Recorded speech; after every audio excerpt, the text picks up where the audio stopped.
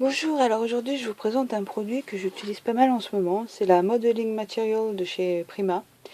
C'est en fait un genre de pâte à modeler pour adultes ou de pâte Fimo, sauf que contrairement à la pâte Fimo, on n'a pas besoin de la faire cuire. Elle sèche toute seule à l'air libre, donc en fonction de l'épaisseur de votre moulage ou de votre sculpture et des températures, elle met à peu près 24 heures, plus ou moins, donc il ne faut pas être pressé, ça c'est clair. Donc jusqu'à présent, elle était présentée uniquement en seau de 2 livres. Ça fait un petit peu moins d'1 kilo. Quand on ouvrait, voilà, quand on ouvre, on a un sachet en plastique avec, il devait y avoir à peu près 7 ou 8 rondins. Sauf que moi, j'en utilisais pas mal, donc je ne sais plus exactement. Des petits rondins comme ça, qui suffisaient juste ensuite de travailler. Donc, comme ils se sont rendus compte que c'était peut-être un contenant un petit peu grand, ils les ont sortis en plus petit. Et ça vient d'arriver en boutique. Donc vous voyez, il y a 2 seaux, enfin 2 petits pots, avec chacun un petit rondin dedans. Donc déjà, si vous les utilisez un petit peu moins, ça sera un peu mieux. Mais enfin, je peux vous garantir que ça part assez vite, ces petites choses. Donc ensuite, concernant la pâte elle-même, c'est une pâte qui prend les détails, mais vraiment très très bien. Voilà, j'en ai fait quelques-uns, quelques moulages. Vous voyez, c'est pas toujours évident à montrer. On va essayer comme ça.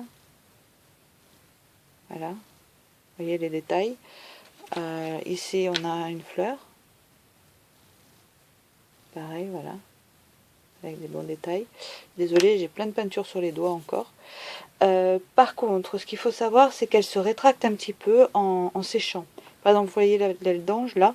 Alors les détails sont parfaits. Ce qu'on voit peut-être pas bien, c'est vraiment toutes les petits détails ici. Sauf que, hop, à l'endroit ça sera mieux. Voilà, quand vous remettez à l'intérieur, vous pouvez voir, il y a un petit espace, donc ça veut dire que ça s'est bien rétracté. Donc normalement ça ne devrait pas poser de problème, mais si vous faites une création où vous êtes au millimètre voire au centimètre près, faites des expériences avant parce que vous risquez d'avoir de mauvaises surprises sinon. Donc elle est blanche et on peut la colorer. Donc pour la colorer, vous pouvez utiliser tout ce que vous voulez, les aquarelles, les encres acryliques, les wax, la peinture à l'huile, tout ce qui vous tombe sous la main, il n'y a aucun problème. Et vous pouvez même les colorer avant qu'elles soient sèches. Alors moi ensuite ce que je me suis amusée à faire, c'est à leur mettre de la couleur avant de les mouler. Donc voilà, par exemple ici, ça j'ai utilisé de la peinture acrylique de chez Finabert, de Prima aussi toujours. Donc vous voyez, ça donne on peut donner un petit effet marbré. Et une fois le moulage fait, ça donne ça. Donc comme ça donne un effet marbré naturel sans avoir à vous casser la tête avec vos pinceaux. Voilà. J'ai fait un essai aussi avec les encres liquides, les aquarelles liquides de Finabert toujours. Là pareil, ça donne un peu moins un effet marbré, mais c'est quand même pas mal. Voilà. Hop. Comme ça. Et ensuite j'ai essayé les poudres. Alors j'ai essayé avec les Artisan Powder de chez Prima toujours. Et là pareil, ça donne un effet marbré. Alors celui-là est pas sec, mais je pense qu'au séchage, ça se voit peut-être pas. Je vais essayer de zoomer. Ça commence à craqueler un petit peu. Donc vous risquez d'avoir quelque chose un petit peu craquelé. Et ça peut être pas mal aussi. Ça peut donner un effet sympa. Donc par contre, j'ai essayé de mettre de la colle pailletée dedans. Là, je peux vous dire, ça marche pas du tout. Ça donne aucun résultat. Donc pour vous montrer ensuite les moulages, pour vous montrer un peu comment on la travaille, je vais prendre un morceau. Donc voilà, il vous suffit. Elle est toute douce. Hop. Elle est douce, elle est facile à travailler, elle est vraiment de toutes les pâtes comme ça, de toutes les pâtes à modeler en fait, Fimo et autres que j'ai essayé de différentes marques. Honnêtement, c'est celle que je préfère. C'est celle qui est la plus facile, qui prend le plus les détails. Voilà, vous prenez, il vous suffit de mettre dans votre moule comme ça, hop. C'est assez rapide. Voilà, vous voyez ça. Hop, voilà.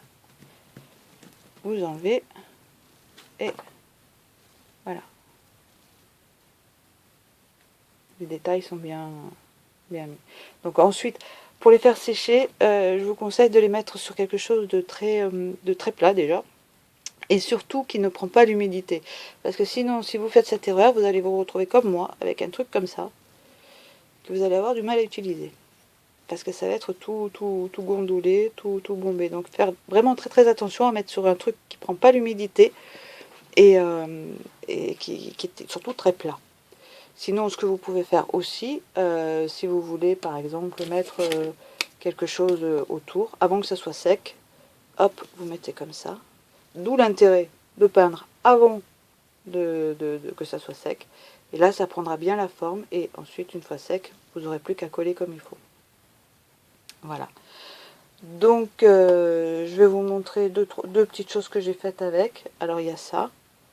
Alors là, pour les ailes, la fleur et l'étoile en haut, j'ai utilisé d'abord de la peinture acrylique. Et ensuite, j'ai mis des wax pour que ça fasse un peu brillant. Voilà. Et sinon, j'ai aussi fait... Alors là, l'idée, c'était de faire tout un cadre avec les moulures, sauf que j'ai cassé les moulures sur le côté et j'avais vraiment pas le temps de recommencer. Donc j'ai mis de la ficelle et au lieu de mettre la carte où il y a le petit mot là, derrière, et ben finalement je l'ai passé, comme ça, hop, on découvre le tableau petit à petit. Enfin, le tableau, c'est pas une œuvre d'art non plus. Donc pour les moulures, là, j'ai utilisé pareil des peintures acryliques, des wax, et ici par exemple j'ai utilisé de la poudre artisan powder mais verte. Donc j'ai mis un peu de wax, ensuite j'ai mis de la poudre artisan powder.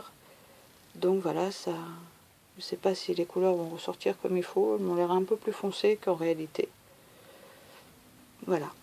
Donc vous voyez, on peut faire vraiment tout ce qu'on veut avec, c'est vraiment une pâte géniale. Et vous n'êtes pas obligé d'utiliser des moules. Si vous êtes doué en sculpture, vous pouvez très bien les utiliser pour faire une sculpture. Et ensuite la peindre pareil avec des wax, des encres, etc. Donc voilà pour la présentation de ce produit. J'espère avoir été à peu près bien, parce que je me suis toujours pas habituée à parler toute seule à mon téléphone. Donc j'espère que vous serez pas trop ennuyés non plus. Donc voilà, je vous remercie d'avoir regardé jusqu'au bout, et puis je vous dis à bientôt, en espérant que la prochaine sera un peu mieux. Merci, au revoir, à bientôt.